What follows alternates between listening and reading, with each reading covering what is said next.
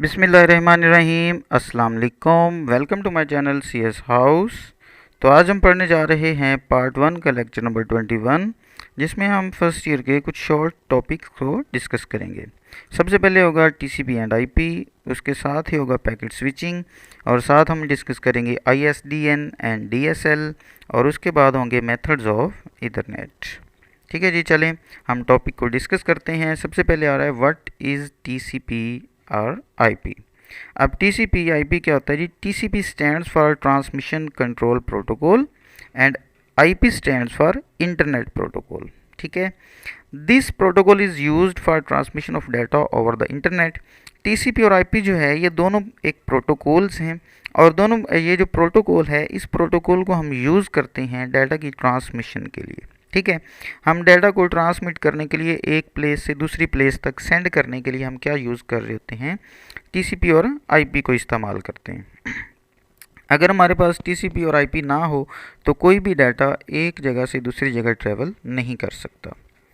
अब इसमें हमारे पास जो TCP है इसका काम होता है जी डाटा को कैरी करना और एक जगह से दूसरी जगह पहुंचा देना। ठीक है, the TCP is the responsible for the delivery of data, कि डाटा की डिलीवरी का रिस्पॉन्सिबल कौन है? TCP। मतलब डाटा को कैरी करने वाला कौन होगा? TCP। IP इंटरनेट प्रोटोकॉल, इसका काम होता है जी एड्रेस बताना, कि एड्रेस किस एड्रेस पर हम किस एड्रेस से डाटा उठाना है और उस डाटे को किस एड्रेस पर लेकर जाना है, ये किसका काम है? IP का। ठीक है, फॉर एग्जांपल एक गाड़ी जो है वो ड्राइवर एक गाड़ी चला रहा है, तो गाड़ी जो है वो डाटा को कैरी कर रही है। ठीक है, और ड्राइवर जो है वो गाड़ी को रास्ता बता रहा है कि उसने किस किस रास्ते से जाना है। ठीक है, तो उसका जो ड्राइवर है वो IP है, और जो गाड़ी खुद है वो क्या है? वो TCP है। क्योंकि TCP का काम क्या है? डाटा को कैरी करना, डाटा को एक जगह से दूसरी जगह लेकर जाना, डाटा को उठाना और दूसरी जगह पर जाकर छोड़ देना। जबकि IP का काम होता है उसको एड्रेस बताना कि आपने किस रास्ते को इस्तेमाल करते हुए डाटा लेकर जाना है। ठीक है, and IP provides address and routing information. ठीक हो गया, राउटिंग मतलब route. What is the packet switching? Packet switching, अब ये भी एक छोटा सा शॉर्ट सा क्वेश्चन है। अगर हम लास्ट की बात करें तो वो भी वेरी इंपॉर्टेंट हमारा शॉर्ट क्वेश्चन था, ये भी वेरी इंपॉर्टेंट शॉर्ट क्वेश्चन है। What is packet switching? जब भी डाटा हम एक जगह से दूसरी जगह ट्रांसमिट करते हैं तो हम अपना डाटा सारे का सारा एक जगह से दूसरी जगह ट्रांसमिट नहीं कर सकते। हमें क्या करना पड़ता है? उस डाटे को छोटे छोटे हिस्सों में डिवाइड करना पड़ता है, और जो हम छोटे छोटे हिस्से उसके बनाते हैं उसको हम पैकेट का नाम देते हैं, और इस टेक्निक को पैकेट स्विचिंग का नाम दिया जाता है। ठीक है, सपोज कर लें कि एक लफ्ज़ जो है आप कर लें पार्ट, PART पार्ट। ठीक है, अब इसको जब हम पैकेट स्विचिंग में करेंगे तो क्या करेंगे? P को अलग कर देंगे, वो एक पैकेट बन जाएगा। A को अलग कर देंगे, वो एक पैकेट बन जाएगा। R को अलग कर देंगे, वो एक पैकेट बन जाएगा।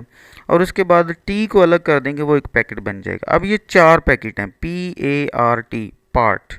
ये चार पैकेट हमने एक ही लफ्ज़ के बनाए। हम एक जगह से दूसरी जगह डाटा सेंड कर रहे हैं। अब ये पैकेट बाय पैकेट, सबसे पहले P जा रहा है, फिर A जा रहा है, फिर R जा रहा है, फिर T जा रहा है। ठीक है, तो उसके बाद नेक्स्ट क्या होगा? अब दूसरी जब कंप्यूटर में ये पहुंचेंगे तो यही जो पैकेट्स थे ये रीअसेंबल्ड हो जाएंगे। ठीक है, ये इकट्ठे हो जाएंगे और मिलकर पूरा एक वर्ड जो है वो पार्ट बना देंगे। ठीक है, packet switching is a data transferring technique in which data is divided into small pieces called packets. These packets are reassembled when they reached its destination, और ये जो पैकेट है ये हो जाते हैं रीअसेंबल जब वो अपने डेस्टिनेशन तक पहुंच जाते हैं। ठीक हो गया। नेक्स्ट जी, these packets travel via devices called router. Router के ज़रिए से ये मतलब राउटर है, ब्रिज है, ये कोई भी डिवाइस हो सकती है जिसके ज़रिए से ये ट्रेवल करते हैं। नेक्स्ट है जी ISDN जो है ये भी हमारी एक टेक्निक है जो कि इंटरनेट में हम इस्तेमाल कर रहे होते हैं। ISDN stands for integrated service digital network. आपने इसका स्टैंड फॉर याद रखना है, MCQs वगैरह में आ सकता है। It is a set of standards that are used to transfer data over telephone lines. क्या कह रहा है कि ये एक ऐसा स्टैंडर्ड है जिस स्टैंडर्ड को यूज़ करते हुए हम टेलीफोन लाइंस के ज़रिए से अपना डाटा एक जगह से दूसरी जगह सेंड कर सकते हैं। One telephone line can carry 2 or 3 signals at a time using same line, कि एक ही लाइन को इस्तेमाल करते हुए जो टेलीफोन लाइन होती है वो कितने 2 या 3 सिग्नल्स को ट्रैवल कर सकती है। मतलब अगर 2 सिग्नल हैं या 3 सिग्नल हैं तो उनको ट्रैवल कर सकेगी, लेकिन अगर उससे ज़्यादा हो जाएं तो फिर जो है ये कैरी नहीं कर सकती और जो बाकी सिग्नल होते हैं वो वेट में रहते हैं। ठीक हो गया। तो इसी वजह से मतलब इस थोड़ा सा ये डिसएडवांटेज भी है इसका कि ये 2 या 3 सिग्नल को कैरी तो कर सकती है, लेकिन अगर सिग्नल ज़्यादा हों, मतलब तो 4-5 कॉल्स एक ही दफ़ा आ जाती हैं, तो फिर क्या हो जाता है, ISDN जो है ये फेल हो जाते हैं। ठीक है। It provides the transfer rate up to 1.54 MB, और इसका जो ट्रांसफ़र रेट है वो 1.54 MB तक हो सकता है। नेक्स्ट है DSL जो था ये ISDN के बाद आया। ISDN के बाद आया। इसकी जो उसकी मतलब डिसएडवांटेज थी, उन डिसएडवांटेज को ख़त्म करने के लिए DSL बनाया गया। DSL stands for digital subscriber line. Digital subscriber line ये स्टैंड्स फॉर है, ये भी इसकी याद रखिएगा, MCQs वगैरह में पूछा जा सकता है। It uses the standard telephone line for data transmission, और ये भी टेलीफोन लाइंस को ही इस्तेमाल करता है डाटा सेंड करने के लिए। ठीक है, ट्रांसमिशन के लिए। It is easier to install and provide faster data transfer than ISDN, और ISDN की निस्बत इसको इंस्टॉल करना भी आसान है और डाटा सेंड करना भी आसान है। मतलब हम इजीली डाटा एक जगह से दूसरी जगह सेंड कर सकते हैं। अब इसमें एक ये डिफरेंस था हमारे पास। It provides data transfer rate from 128 KB to 10 MB, ये उसकी स्पीड है। ये नीचे एक डिफरेंस आ रहा है। It allows user to use internet phone at the same time. ठीक है, कि हम सेम टाइम में फ़ोन भी यूज़ कर सकते हैं। मतलब अगर टेलीफोन लाइंस का इस्तेमाल हम कर रहे थे, सेम टाइम में अगर कोई घर में कॉल आ जाती है तो बंदा कॉल भी सुन सकता है, और सेम टाइम में हम इंटरनेट भी इस्तेमाल कर सकते हैं। ऐसा नहीं होता कि अगर कोई बंदा कॉल सुन रहा है तो कॉल के टाइम जो है वो इंटरनेट बंद हो जाएगा और इंटरनेट इस्तेमाल नहीं किया जा सकेगा। DSL की ये फैसिलिटी है, ये उसका एडवांटेज है कि ये दोनों काम जो है वो सेम टाइम में करता है। कॉल भी बंदा सुन सकता है और इंटरनेट भी यूज़ कर सकते हैं। ठीक है, अगर दोनों में डिफरेंस आ जाता है तो फिर भी आप पॉइंट बाय पॉइंट उनका डिफरेंस भी लिख सकते हैं। Briefly describe the different methods of internet access. Internet, first of all, is CSMACD, second है CSMACS and CSMACR। ये हमारे पास 3 मेथड्स हैं। अब इनमें से सबसे पहले हम पहला डिस्कस करते हैं CSMACD। इसमें क्या होता है जी, CSMACD stands for carrier sense multiple access, और CD stands for collision detection. ठीक हो गया। ये स्टैंड्स फॉर है, ये भी MCQs में आ सकता है, इसलिए इसे भी याद रखिएगा। उसके बाद है if two station transmit data at the same time they both stop and generate a signal that collision has occurred. कि अगर सेम टाइम में 2 कंप्यूटर जो हैं वो डाटा सेंड कर रहे होते हैं तो क्या होता है, वहाँ पर कोलिजन अकर हो जाती है।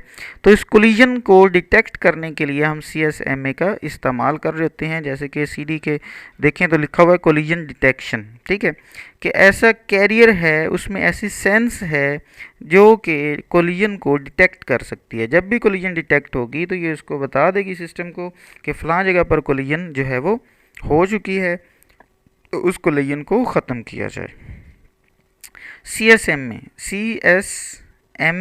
सॉरी यहाँ पर A होना चाहिए था, CSMA और CS। In this model, a node listen to the bus that it is free or not।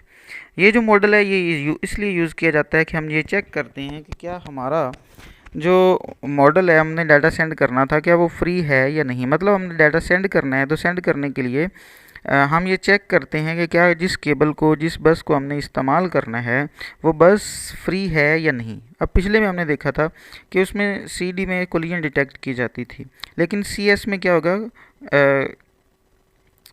इसमें हम क्या करेंगे, इसमें कोलिजन पैदा ही नहीं होने देंगे। मतलब जिस डिवाइस ने डाटा सेंड करना है, डाटा सेंड करने से पहले वो चेक करती है कि आया कि केबल फ्री है। अगर फ्री नहीं है तो वो वेट करती है कि कब फ्री होगी। अगर वो फ्री है तो उसी वक्त वो डाटा सेंड कर देगी और कोई भी कोलिजन पैदा नहीं होगी।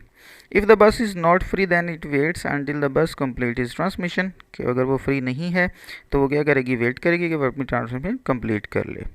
CSMA CR क्या जी, it allows multiple devices to talk at the same time. ये इस चीज़ का अलाउ करती है कि मल्टीपल डिवाइसेस जो हैं वो सेम टाइम में बातचीत कर सकती है। बातचीत से मुराद ये है कि सेम टाइम में मल्टीपल डिवाइसेस जो हैं वो डाटा सेंड या रिसीव कर सकती हैं, मल्टीपल डिवाइसेस कम्युनिकेट कर सकती हैं। A protocol is use to determine the priority of the device, और इसमें हम ऐसा प्रोटोकॉल यूज़ कर रहे होते हैं जो प्रायोरिटी बेस पर डाटा सेंड करती है। ठीक है, जिसकी प्रायोरिटी हाई होगी उसका डाटा सेंड कर दिया जाएगा और दूसरे को इंतज़ार करवाया जाएगा। मतलब उसका डाटा पहले सेंड किया जाएगा, दूसरा उसके बाद में सेंड किया जाएगा। ये था हमारा आज का लेक्चर। उम्मीद है आपको समझ आ गई होगी। तो अगर चैनल सब्सक्राइब नहीं किया तो चैनल सब्सक्राइब करें, अपने फ्रेंड्स और दोस्तों के साथ इसको शेयर कीजिएगा। ठीक है जी, ओके, अल्लाह हाफिज़।